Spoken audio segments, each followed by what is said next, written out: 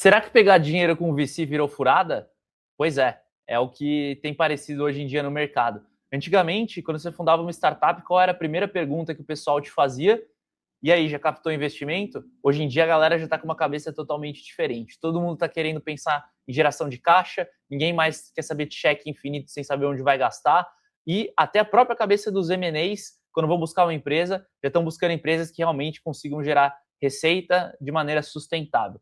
Eu sou o Matheus Vegandi, sou fundador aqui da SaaSBR Club, também sou fundador da GetDemo e da SalesBuddy, que também são duas empresas de SaaS, e aqui eu produzo conteúdo falando sobre o mercado. Toda semana estou com os principais players aí, que estão criando grandes empresas, liderando grandes empresas, e também estou aqui trazendo um pouco da minha opinião, do que eu converso com eles.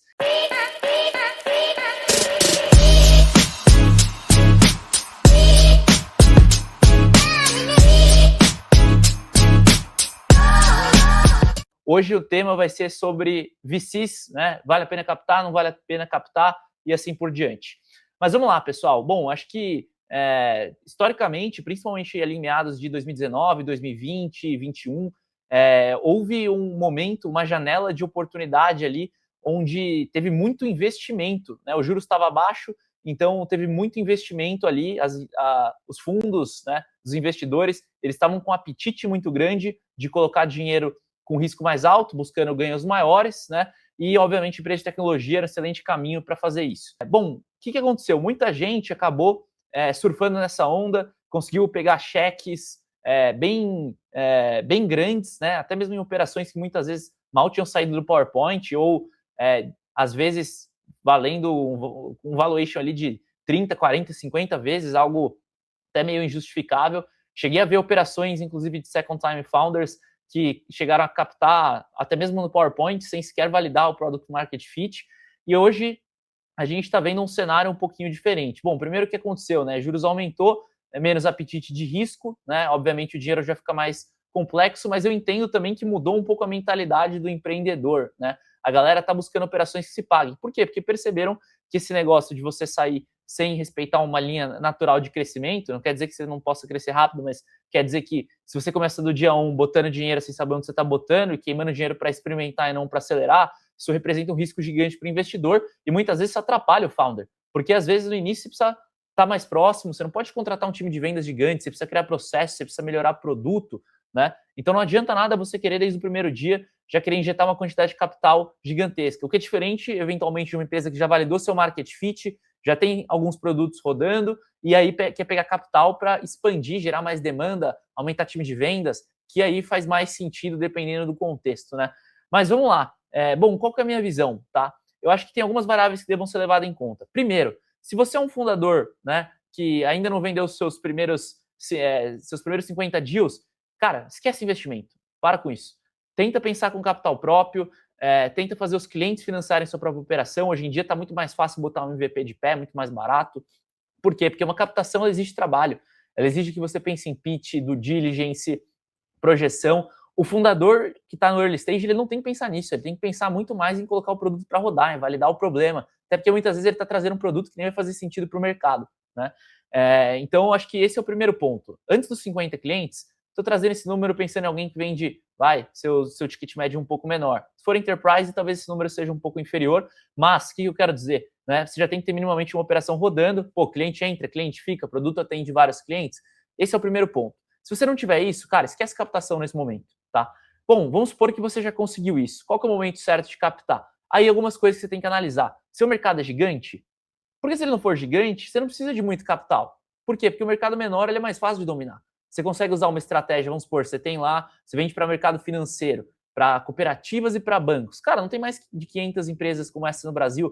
Você pode usar uma estratégia de ABM, você pode fazer uma estratégia mais one-to-one, você não precisa de um caminhão de dinheiro para parar tudo, investir bilhões em ads, fazer uma estratégia digital absurda, não precisa, A não ser que você já tenha um produto que seja muito massificado, que já tenha players, que tenha um TAM gigante, aí talvez valha a pena, para você bater com grandes players, você tentar pegar um capital, e conseguir acelerar a tua operação de alguma forma. Então esse é o primeiro ponto. Tem mercado para isso? Se não tiver, cara, esquece, não faz sentido.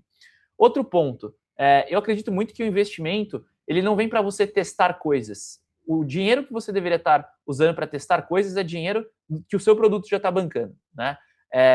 O que o investimento deveria vir? Para botar combustível onde você já acertou. No canal que você já acertou, no produto que você já acertou, você vai melhorar esse produto, você vai aumentar o investimento nesse canal, você vai melhorar a qualidade do seu conteúdo, né? Você vai aumentar o alcance. Nesse sentido, faz todo sentido, na verdade, né? Então, acho que esse ponto é super importante de você refletir. Por quê? Porque vamos supor que você tenha um mercado pequeno, né? E você capte uma quantidade de dinheiro gigantesca, você não vai ter, basicamente, uma forma de dominar esse mercado num nível que retorne, eventualmente, aquele valuation. Porque lembre-se, né? No final, o que o fundo está buscando? Ele está buscando um retorno. Quando ele investe numa empresa em estágio mais inicial, ele espera 30, 50 vezes retorno. Então, se ele colocou 50 milhões de reais na tua empresa por 10%, ele está te avaliando em 500 milhões de reais. Você precisa devolver esse número vezes 30, né? Isso que muita gente não enxerga. Será que nesse mercado pequeno você vai conseguir devolver isso vezes 30? Você vai ter receita para isso? E talvez você esteja se amarrando num caminho de 30, 20 anos até você conseguir sair desse negócio. Por quê? Porque se você precisa crescer ele tanto a ponto dele ser interessante a venda para o investidor, você vai ter que ficar muito tempo na jornada. Às vezes é muito melhor ser, num ciclo de 5 anos, construir uma empresa menor, não captar tanto ou não captar, e você fazer um exit antes, de maneira mais inteligente, você botar dinheiro no bolso menos diluído e assim vai. Eu conheço operações que venderam por mais de bilhão a empresa, e que de tantas rodadas de captação, né, acabou que os fundadores principais, barra fundador, né, já teve alguns casos que eu já vi nessa linha, acabaram saindo com uma quantidade de dinheiro imensamente menor do que ele deveria sair. Ou seja, diluiu tanto que ficou lá com 5%, 3%, 1%. Isso é bizarro, porque você ficou numa jornada tão grande esperando porrar, só que você usou todo o seu equity em tese para captar dinheiro para crescer a operação. Eu, particularmente, prefiro 50 vezes mais ter uma empresa vendida, por exemplo, a 50 milhões e ter lá seus 70%, 80% do equity, do que ter uma empresa de, sei lá, que vale 1 bilhão e eu já ter, sei lá, simplesmente 3% do equity, né? E tem algumas variáveis, não é só dinheiro, como eu falei, é o tempo, né? O tempo para você construir uma empresa que vale 50 milhões, você faz isso em 3 anos, né?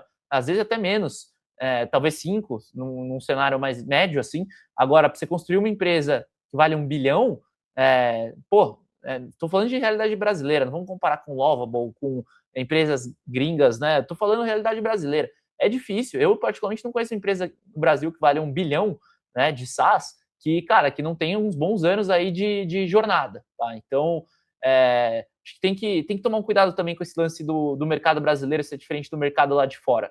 Lá fora, você saiu lá de Stanford, você tem ali um diplominha bonito, você tem um bom relacionamento, vai numa aceleradora, os caras põem 50 milhões de dólares no cheque ali, pra você acelerar, pra você errar, né? É muito diferente. O Brasil não tem esse apetite de risco. Quem levanta cheque alto no Brasil ou já apresenta muito faturamento ou já fundou coisas muito interessantes e já tem um background muito bem validado, né? Então, nossa realidade é totalmente diferente. E isso é importante. Muita gente, às vezes, fica amarrado com os cases lá de fora e não entende que a realidade brasileira é outra, né? Inclusive, é muito comum ver fundadores que estão aí no estágio inicial que começam, né, leem muito playbook de fora e pensam que a vida é de um jeito, e quando eles vão empreender na prática, eles percebem que aquilo não é, tá? Então, pessoal, acho que assim, em termos de captação, tem outros pontos também que você precisa pensar. O outro, né, o quanto que esse VC, esse fundo, vai agregar na sua operação. Porque eventualmente, às vezes é um VC que é bem relacionado, tem outras empresas que são complementares no portfólio, já fez exit para grandes empresas que poderiam potencialmente adquirir sua empresa, né? Tem um background legal ali, são administradores do VC que eventualmente já construíram grandes cases, sabem o lado do empreendedor. Isso também é uma variável importante, porque se for aquela pessoa que está buscando só dinheiro, você vai ter muita dificuldade no relacionamento, né? No final do dia, o VC não deixa de ser seu sócio a partir do momento que ele entra. Então, você precisa ter muito esse cuidado, né, de você escolher o fundo certo. Nas minhas empresas, por exemplo, na GetDemo, eu escolhi não ter fundo. A gente é bootstrap. Mercado menor, né, dominância de um nicho. Na Sales Buddy, a gente ia escolher por outro caminho. Fazia sentido, validamos o produto, vamos pegar combustível, porque o mercado é maior, né, é outra situação de produto. Então, eu já vivi esses dois mundos, vivo esses dois mundos, né, dentro das duas empresas aí que eu possuo, E acho que é super saudável ter essa mentalidade. Então não tem uma resposta certa se você deve ou não captar. Acho que depende um pouco dessas variáveis que eu comentei. Eu acho que alguns cuidados, né? Nunca captar por ego. Ah, não, quero captar só para dizer que eu captei. Cara, validação hoje de sucesso, ao meu ver, se você está achando que recebeu um cheque, a validação, para mim, não é. Para mim, eu acho que a validação de verdade é você ter logos expressivos, usando o seu produto, gerando resultado, gerando case. Isso é muito mais valioso. Se você conseguir apresentar um resultado financeiro, então, isso fica 10 vezes melhor, né? Principalmente porque eu falei, inclusive, muitos heads de M&A hoje em dia das grandes empresas vêm falando, vêm buscando esse perfil de empresa hoje que já gera um caixa, né? E principalmente, assim, acho que se você estrategicamente quiser queimar um caixa, não tem problema, você tem que conseguir ter a capacidade de parar de queimar. Muita empresa que captou lá atrás não teve essa administração. Por quê? Porque, por exemplo, hoje, vamos supor, você está dando um EBITDA lá, 15, 20%. Cara, você sabe onde você tem que acelerar. Você pode fritar isso um pouquinho se você tiver um caixa, só que na hora certa você já sabe onde você tem que cortar e você volta para o nível de rentabilidade. Esse controle é extremamente importante, né? Porque aí você consegue realmente queimar de maneira estratégica e não queimar para pagar conta. Tem muita gente, muito founder, que hoje vai atrás de segunda, terceira rodada, porque simplesmente se ele não captar, ele vai morrer. Simples assim. Aí ele traz um vice ruim, aí ele faz uma rodada com valuation que não fez sentido. Ele está literalmente não fechando as portas, postergando né, que ele feche as portas, simples assim. Então, tem que tomar um cuidado. E várias empresas grandes, né, passaram por isso, tá? Acabaram fazendo até muitas vezes exits para outras empresas só para não falirem. É o famoso deu a empresa praticamente, botou um número fictício, mas esse M&A, na verdade, era tipo assim, assume minha operação, pega meus clientes, pega meu produto, porque senão eu vou quebrar, né? E aí esses fundadores se salvaram ali, estando dentro de uma empresa maior. Tem vários casos nessa linha, não desmerecendo, pô, acho que faz parte do jogo também, né? Mas acho que o que eu estou trazendo aqui é muito mais um ponto de alerta para que vocês tomem cuidado, porque muitas vezes essa questão do VC pode amarrar, né, com que você tenha um final ruim para a sua empresa, né? E acho que tudo isso são lições que podem ser utilizadas para que os erros sejam evitados, né? Mas é isso, pessoal. Acho que, no final, resumindo aqui o que falamos no vídeo, né? Acho que depende, olhe muito para o seu mercado, olhe muito para o seu produto, olhe muito para o que aquele VC tem para te agregar e pense na jornada, pense naquilo que você quer para o seu negócio. Você quer construir algo gigante e sair daqui 10, 20, 30 anos? Você quer fazer um early exit? Tudo isso tem que estar muito bem amarrado quando você pensar se for captar ou não. Beleza? É isso, pessoal. Até o próximo vídeo. Abraço.